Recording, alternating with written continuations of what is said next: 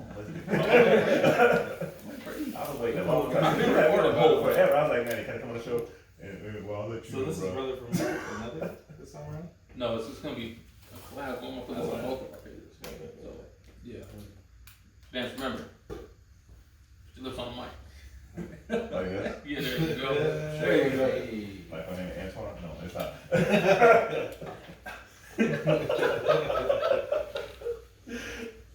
Okay, we cool. I'm not a fan of this Don Julio, by the way. That's not good. But hey, if you can't hear me, but man, It's not good. if I show the face, Who said to drink like, this shit you by can't itself? hear me, just go like that. That's why I made that Gotcha. face. Who said to drink this shit by itself? I'm sorry. You didn't bring nothing. Bro, I told you that was nice. Yeah. You got no You kids, man? couldn't get the squirt. There's Bang energy drinks I'm in the not fridge. drinking You know, right? But we would like to have a moment of silence for one lost member of the 4 Wisemen. Now the 3 Wisemen. Yeah. Alright. So So, sponsorship for Bang Green. you ready, Vance? What are you doing? Got to do our introduction. Yes, sir. Yes, sir. And then we'll jump into the 4 Wisemen podcast after that. Feel it? Yeah. Alright. Ready? I think so. Welcome to. I was like, Welcome hey, to brother. Brother from Anotha, the BFA podcast. It's your boy Manny, And your boy VP where we give you real talk. on real issues. Yes, sir. Let's kick it. And we got a special episode today. It's your boy Yogi Swift. Boy, J-Rod. Your boy Paul. The blood. Yes, sir. And we got a cross collab episode going on right now. Yeah, buddy. Mm-hmm. Technically, this would be episode 16 of the 4 Wisemen Podcast. And Episode 13. episode 13, I was gonna say 15 because I know we're kind of like in that same range I right got there. you, partner. Yeah. So we got something special going on today. So it's a little cross collab episode. We're gonna jump into some BFA topics, which is kind of more on I don't want to say a serious note, but it kind of can lead that way sometimes. And then of course, we're the 4 Wisemen Podcast, so we don't make it happen, right? You would think the 4 Wisemen would be a little bit more serious, but It is not. It is really not. That's because y'all are young fellas. I'm the seasoned veteran of This is true. this is very This true. is very true. Notepad Yes, and sir. I be a doing pen. my research. Oh my God. Research. All right. We don't be playing. Damn. So, man, so what we do here on the 4 Wisemen Podcast is we always intro with some music. And Okay. since you ain't got no headphones, which this is my fault because I didn't tell you to bring headphones, What? but you don't know any of these people anyway. What you talking about? I got a 17-year-old at home. He keeps me in plugged in. All right, that's good to know. We're gonna get into that too, Okay. because we going to the league. Hey. Let's find out.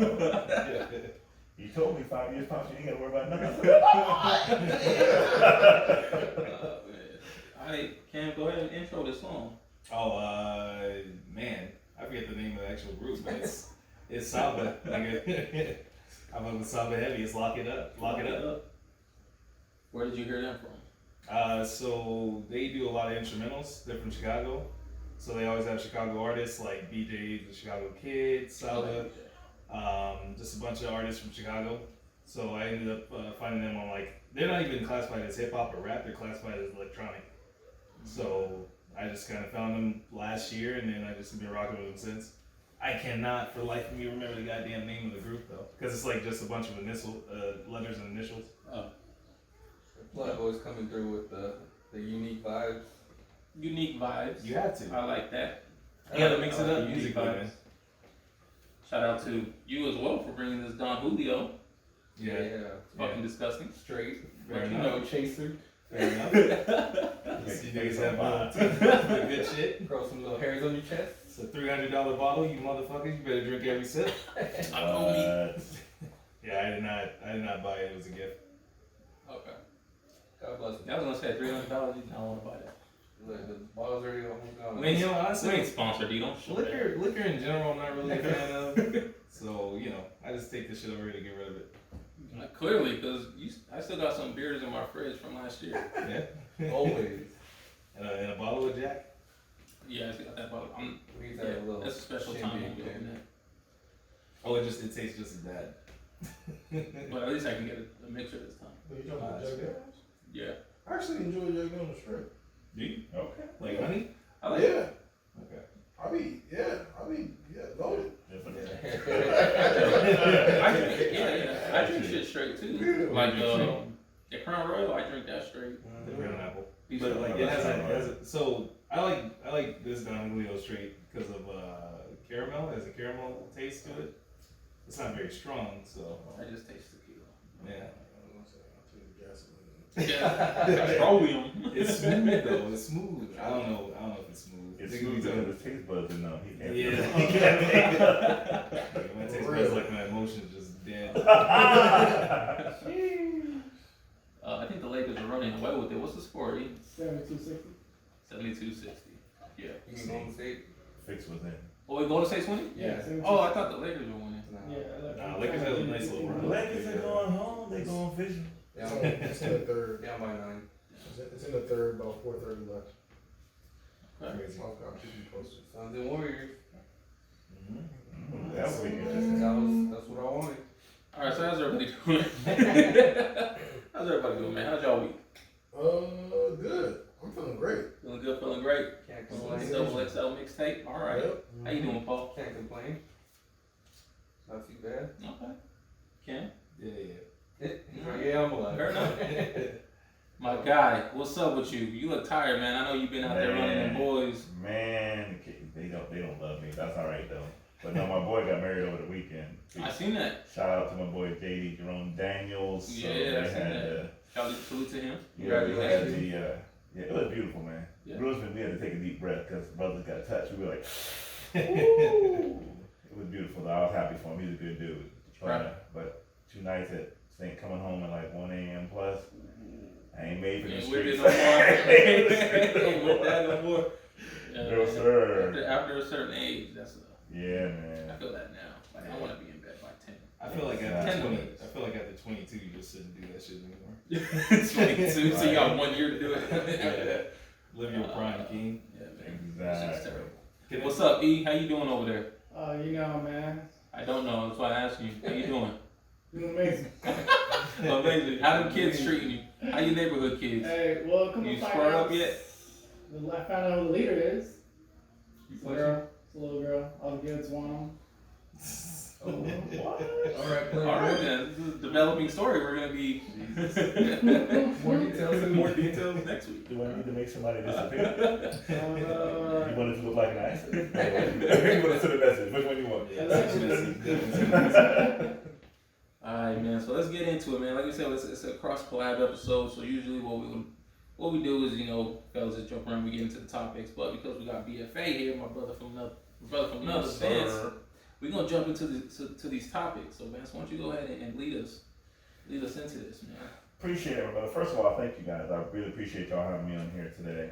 Definitely love what y'all doing. I try to promote y'all every chance I get because it's about showing one love for all love, and then we all get to eat from the same table. Reach. Yes, sir. Appreciate it. It's kicking in. You know, as with BFA, we always try to give a real talk on real issues. We want to give a perspective because I know my man Manuel. How long we known each other, Manuel? About 10 years now? Probably longer. It was 2006? Nah, it was like 2000. Actually, like 2011. Yeah, about 10 years. Yeah, so about 10 years we've known each other.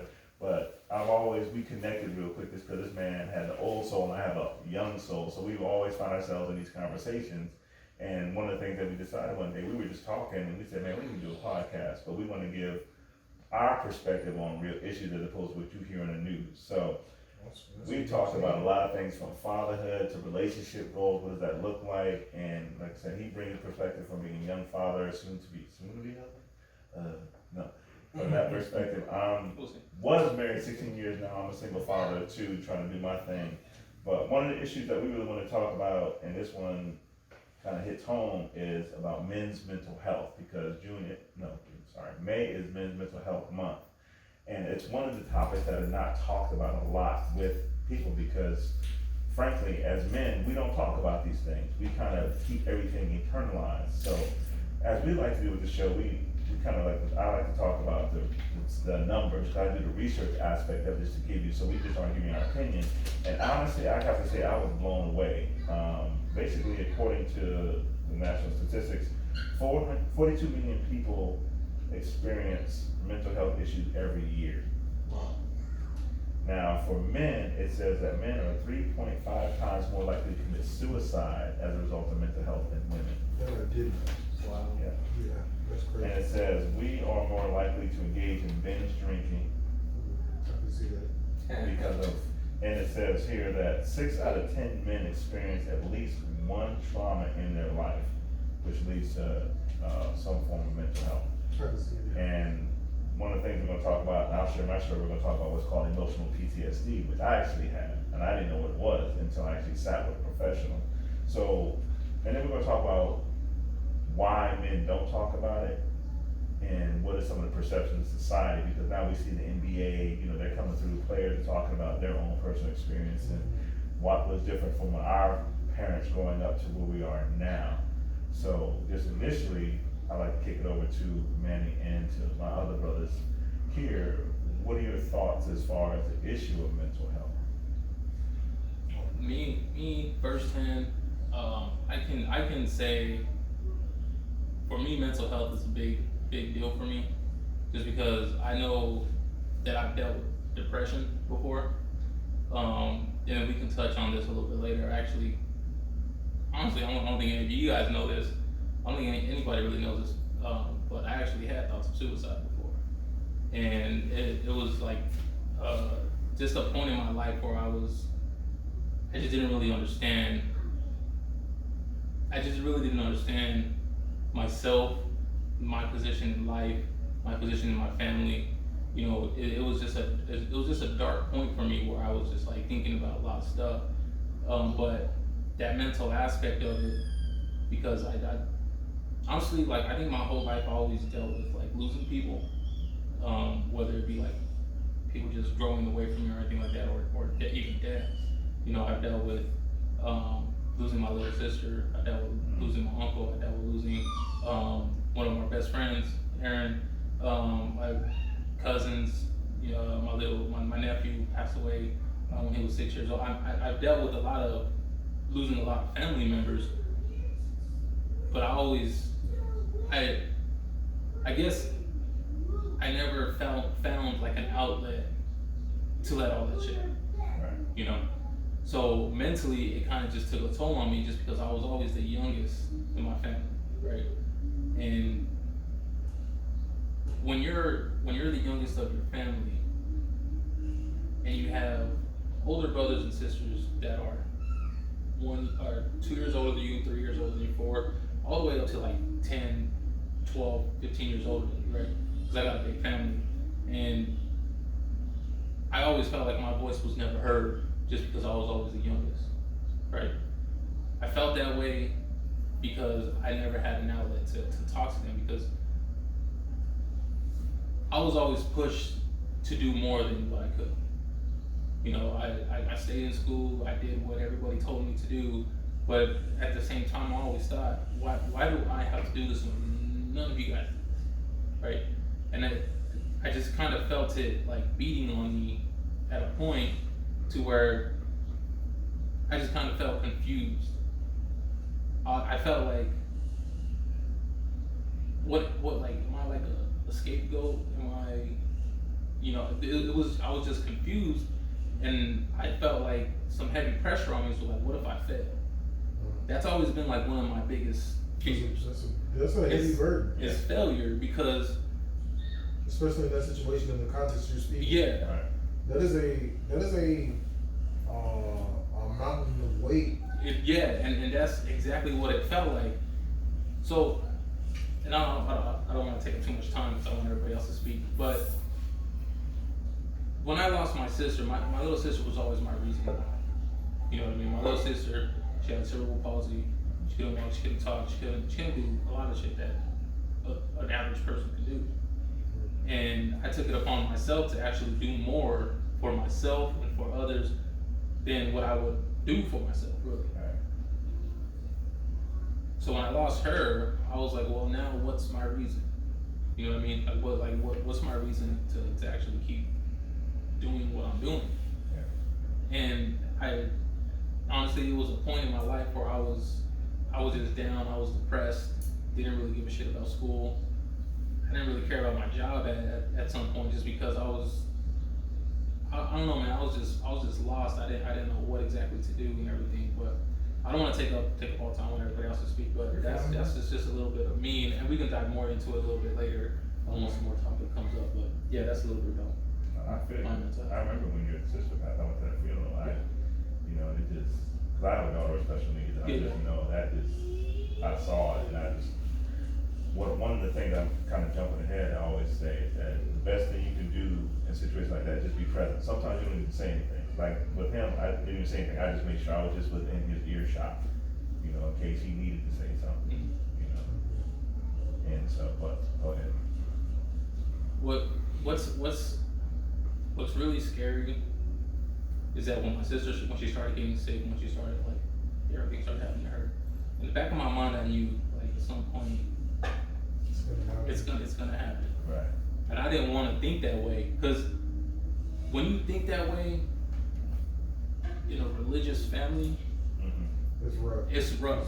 Because in some eyes, in some views, they're gonna say, "Why are you questioning God?" Right? Yeah. And that's not what I was doing. I was just thinking logically of what typically tends to happen. Yeah. Right. And Especially in that situation. yeah, and when she passed, I was on my way to work. My brother called me. He was like, "Hey, I need you to come home. She's not feeling good." And everything. I got home, and when I got there, my mom was already crying, and part of me just kind of felt like I could have done more before. Right? I hate Halloween. By the way, I hate Halloween. I know. This is the reason why I hate Halloween. So I was in school, and this was 2012-ish, and there was this girl, whatever, right? And she, at this point, it was late October, right? October 30th comes around. I think it's a Sunday, and she invites me out to go to the lab, party or whatever. I didn't want to, because one, my sister's already been in the hospital. She just got out. She's not doing well, and I don't want to. And then I tell my mom and them, she was asking me what are you doing for Halloween? I'm like, I'm not doing nothing. I don't want to do sister. And they're like, just go, don't worry about it. Just go have fun, get your mind off of things or whatever. And I'm like, that's sensible for any parent to tell somebody to do that, right? Get your mind off of things, go, do whatever you gotta do. And that's exactly what I did. And I went out, had an okay time. I wasn't really doing anything. I wasn't drinking. It was a Sunday. Got to work the next morning, and I just kind of felt bad, because when I got home, my mom was up with my sister, and my sister looked terrible. Looked terrible. And at this point, I was just nervous and scared. And sure enough, the next day, November 1st, passed away. And I just felt like shit. I felt like shit. I felt like I could have been more. I could have been there for her. It's a terrible feeling to know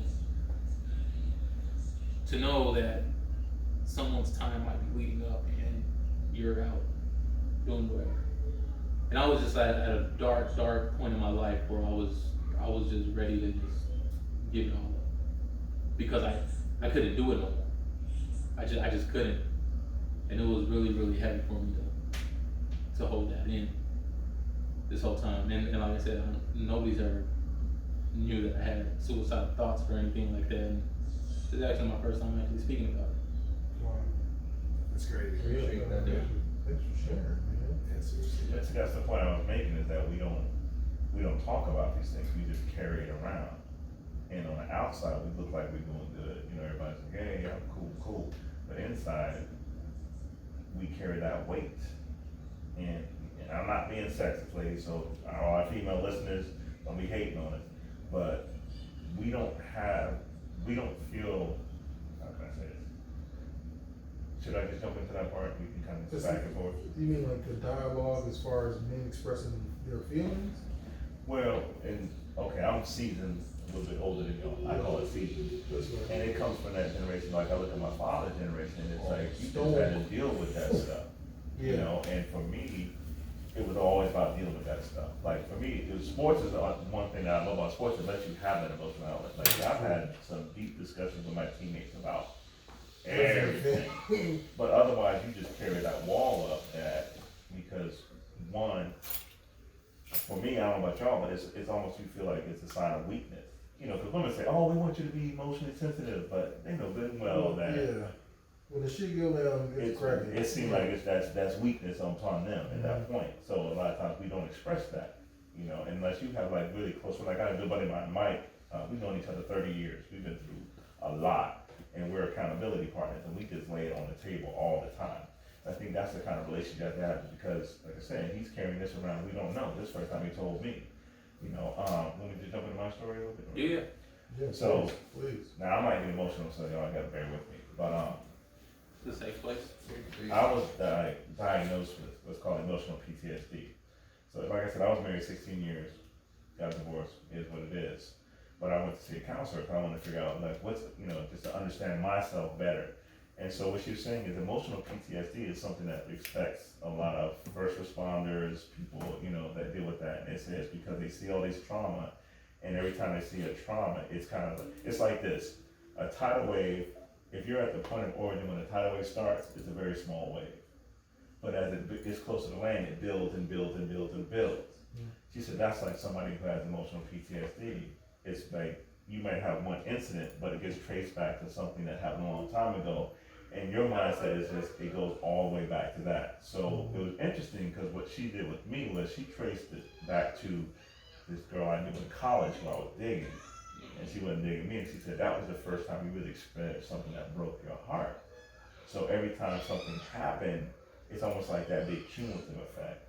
So when, you know, my wife didn't want to be married anymore, it was considered trauma, but it didn't really per se break me. It was more for my kids that I was hurting for. Yeah. But like recently, I was dating this young lady. We were doing a long distance thing, and I thought she was the one. She's fine. And I'll confess, I still love her. We still kind of sort of talk. I'm like, you know, things happen. She had issues she was dealing with. I had stuff I was dealing with. But when that thing happened, it was like a tidal wave just crushed me. Crushed me. Because one of the things that she taught me, the counselor, how you deal with it, she said, people have the logical part of their brain and then the emotional side is wrapped around inside their head. But she's saying you have to learn to approach stuff logically. She said because that's what you have to train your brain in that. Because when you respond emotionally, that's when you say crazy stuff like you're saying. And then you look back, like if you ever seen an interview with somebody on TV and they're like, "What happened?" And the person's like, "I don't know," because they responded in an emotional capacity. So I always took that logical approach. But she, because of the trauma she had growing up, like she had an abusive father who was physically and mentally abusive. Her daughter's father was mentally abusive. So her thing was always had a bad experience with men. So like I was viewed as the enemy. And I told her, I was like, why am I the enemy? But anyway, so fast forward, so think, you know, here and there, nothing. Ladies know I wasn't cheating, I was loyal. So even though we're $3,000 apart, I was loyal. Ask that man right there. I was loyal. But when we broke up, I'm just at the point now that I can talk about it without breaking down. It crushed me. Whoosh. And see, I'm an overthinker, and the problem with overthinkers is we think obviously too much, but we think from a negative capacity. So it was that feeling of, man, I'm not worthy. Why is this happening? And I'm not. It was a song I heard called It'll Be Alright. It's a Latino Christian group, and they had a verse. I'm not gonna do the verse, I'll start crying. But it talks about being able to see things through the eyes of God and see the blessings that He gives. And what happens is you don't see it that way. You see it as the failure. You see it as, why did this happen? You know? And it threw me into like a state of depression. Like it was everything for me just to get up in the morning after we first broke up. You know, and it's like, but if He knows, we kept pushing through doing the show. And then one thing you gotta do is just keep pushing. You gotta keep pushing. But it's like, and luckily I have my boy. We talk about it. He could hear my voice on the phone. He's like, dude, you good? I was like, nah. He even asked me now. He's like, you good? I was like, some days I'm good, some days I'm not. Because with her, I had let down all my emotional walls. Like, when I usually keep my walls like this, I dropped them. And you saw the pictures. Man. When I remember when I flew out there to meet her, it was like a movie. I ain't gonna lie, it was probably the top 3 weekends of my life. We just hit it off like that. And I was like, yo, she the one. I mean, she may still be, because I don't know what God's gonna do, but it's just like I'm saying, but anyway, back to what you're saying, it's that whole, when I understood the whole PTSD thing, it made sense, but it didn't make it easier. Because like I said, it starts like a little weight and it just comes like the crescendo and it just messes up your head. And it's like you're saying, you walk around with that and you're dealing with it, and the thing that really worried me is that it can affect your relationship with everything else around you. Yeah. Because I was looking at I love my kids, you know I love my kids. Yeah. But I'm like, man, I'm like thinking to myself, if it wasn't for my kids, I could just move to New York. Yeah. Oh, sorry, I just said which.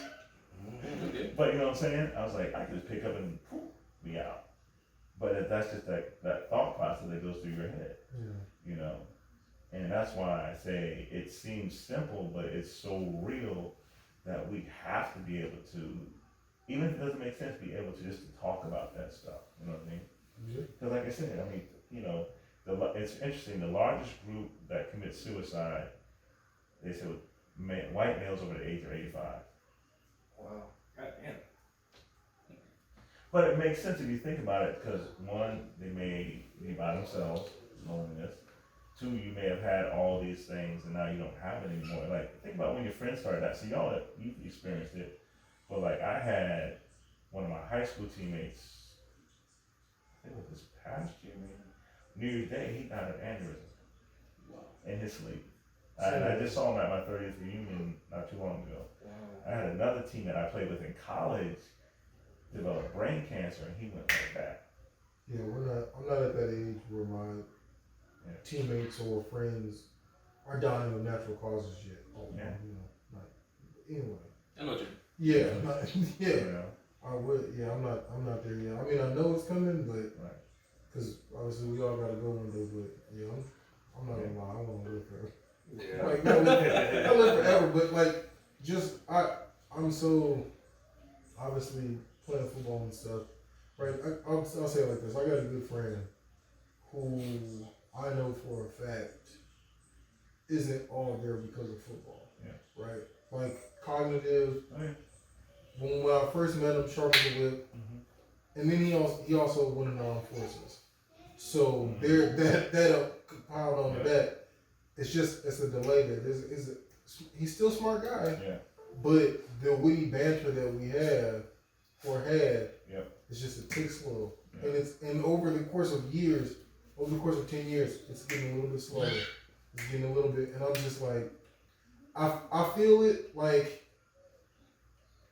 cause I've talked to his significant other just in passing, and I was just like, hey, how's he doing? She was like, well, you know, it's good. I was like, I just remember one day I was like, hey, I know. Right.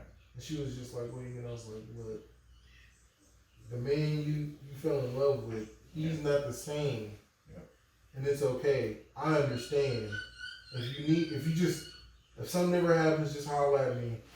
Because a lot of our friends at the time, or still at the time, they, for whatever reason, they don't see it, because I brought it up. Like, just, you know, in passing, like, hey, if y'all know this, no one seems to see it. I'm like, I mean, his wife does, because she sees him every day, but, yeah, it was just one of those things where, that's one of those sobering things where I was just like, wow, it's happening right in front of me, and there's nothing we can do. Right. You know what I mean? And it's just one of those sobering things where it's like, wow.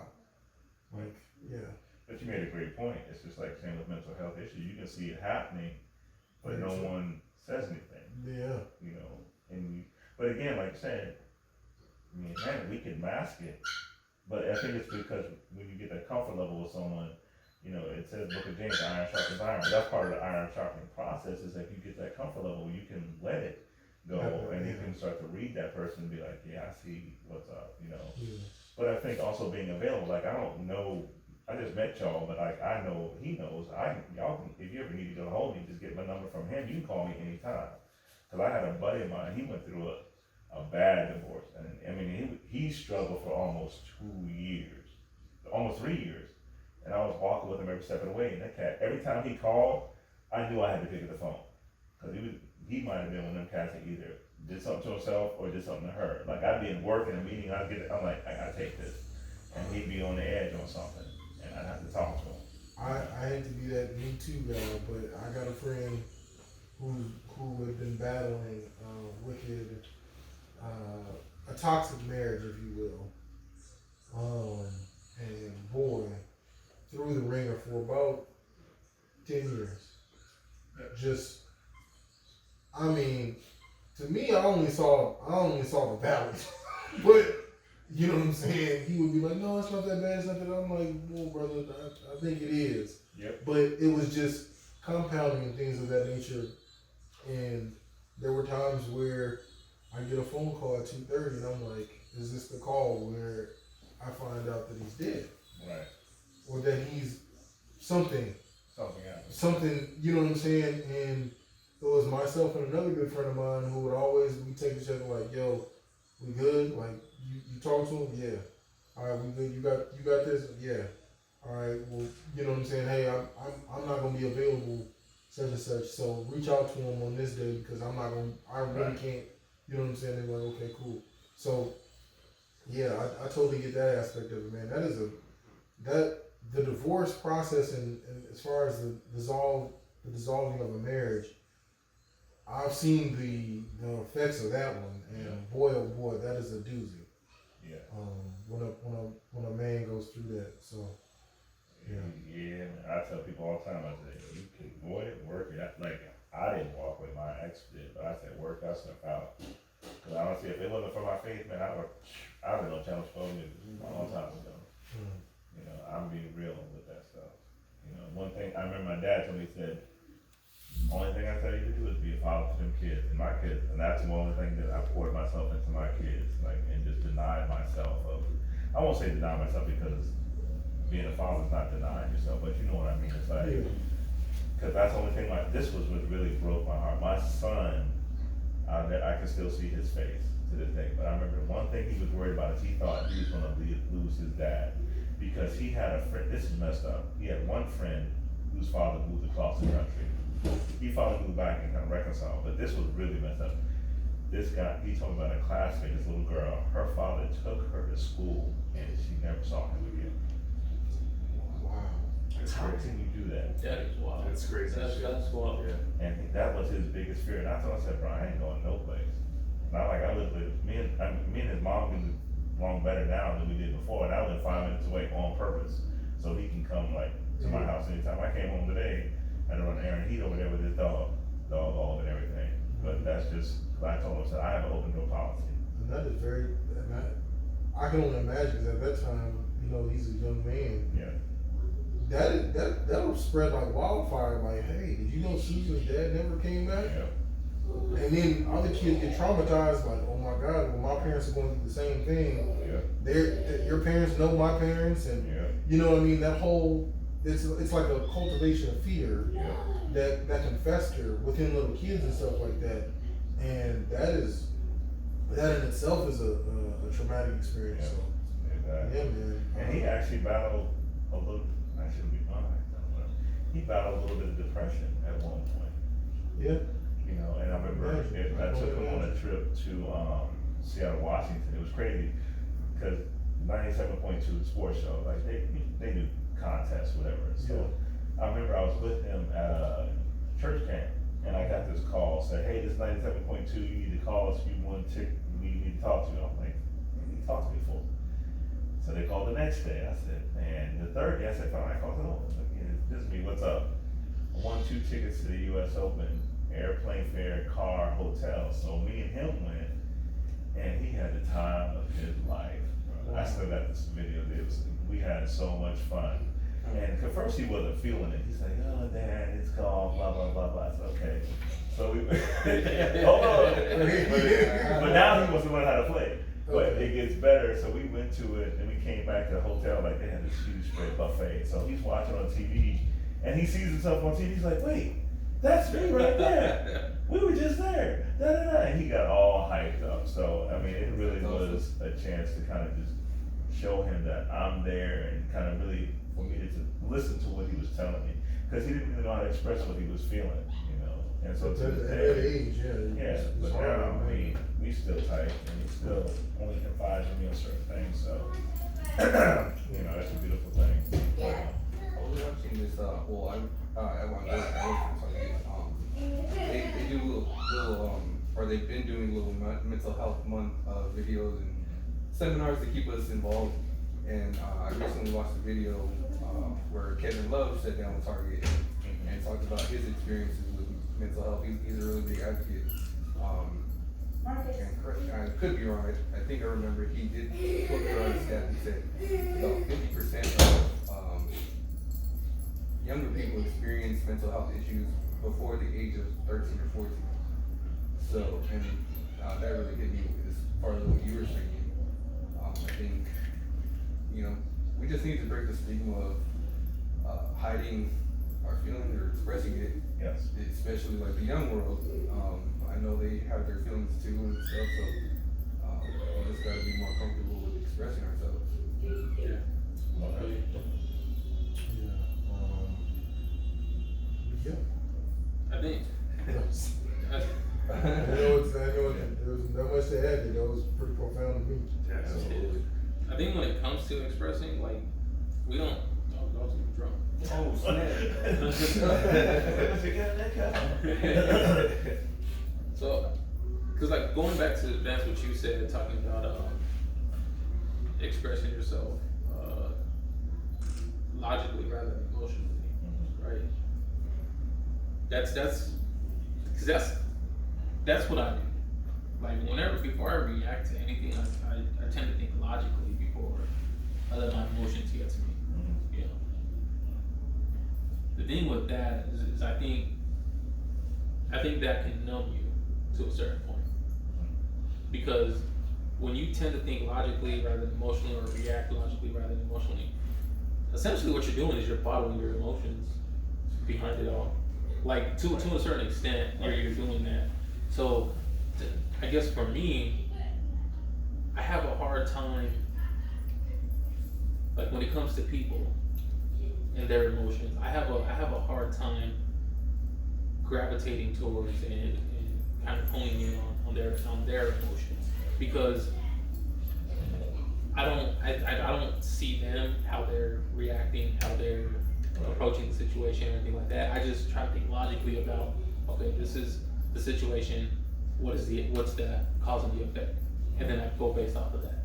I never look at how this person is actually feeling towards it to whatever extent, right? To me, I think that kind of can numb you to a certain extent when you continue to do stuff like that.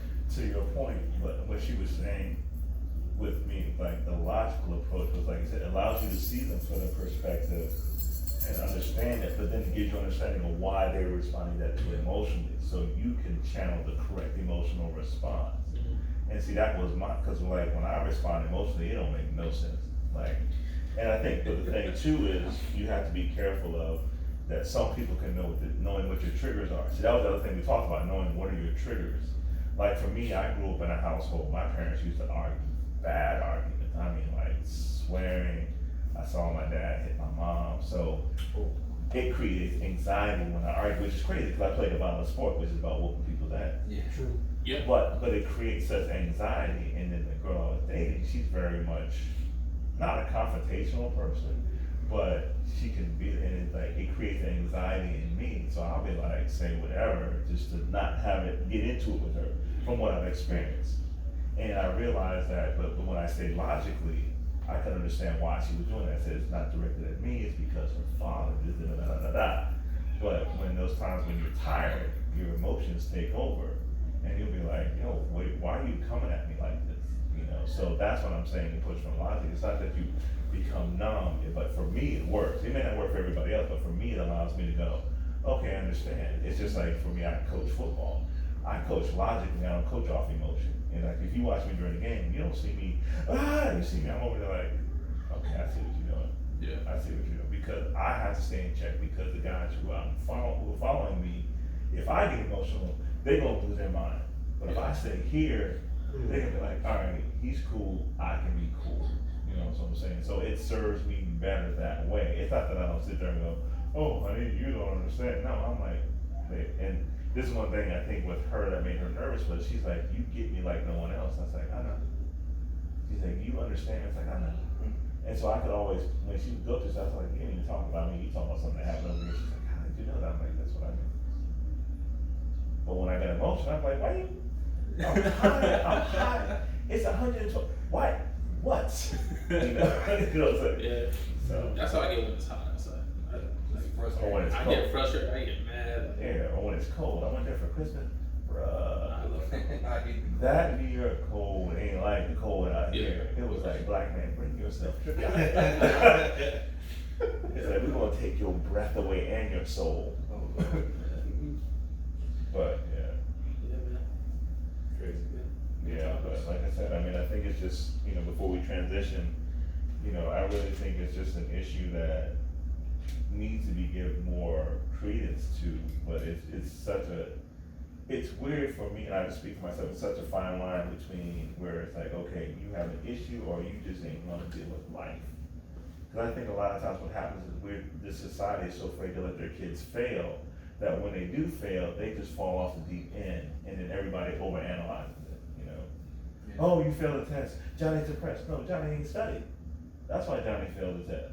And I think that's why there's nothing wrong with letting your kids fail to an extent, so they can understand how to cope with that when they go through that process. You know what I mean?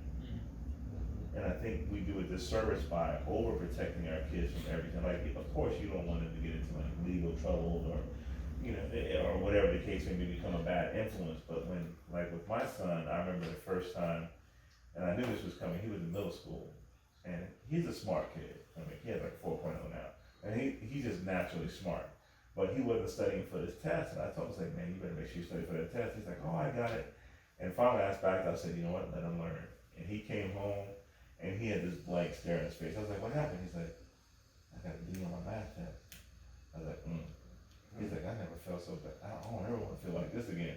So it was a hard lesson, but now he knows that I got to take care of my business. You know? Yeah. And so it was hard for me because, you know, I knew it was coming from someone who's gotten a few D's. But I said, nope, you got to learn the hard way. These lessons build character. Yes, sir. Yeah. Joe. I like this. Yeah. It's a good It's a conversation. good conversation. I appreciate y'all having I think me. it- Like, I think it- this. I think it's not talked about enough. Yeah. And I think which probably lead into the next segment with how we go about expressing it. Yeah. Because I don't think I've ever had anybody to express it to. You know. I guess being like the youngest, people really don't see that you have issues or problems or anything just because they're like Yeah, you're the little, you're the little, Exactly. like you ain't got no issues. And to me, I always felt like, all right, I can't talk to anybody about it. And You feel like your issues were invalid, yeah, pretty much. it's like oh, you don't have no real issues or anything like that. You're the youngest one. I'm like, damn. Like I've dealt with heartbreak before. Like I gotta talk to no one about it. Exactly. You know what I mean? And I don't know, man. I think when it comes to like certain vulnerability, I never really looked for it into anybody besides my dad. Yeah. Because I think that was he's the one person where if I'm gonna be vulnerable, it's gonna be towards him. You know what I mean? Yeah. When I graduated college, and like it was a great time with the party. It was a great time, and then at the end of the night, me and my dad would dance, right? And he told me this all the time, but when he told me this at this moment, I really believed him.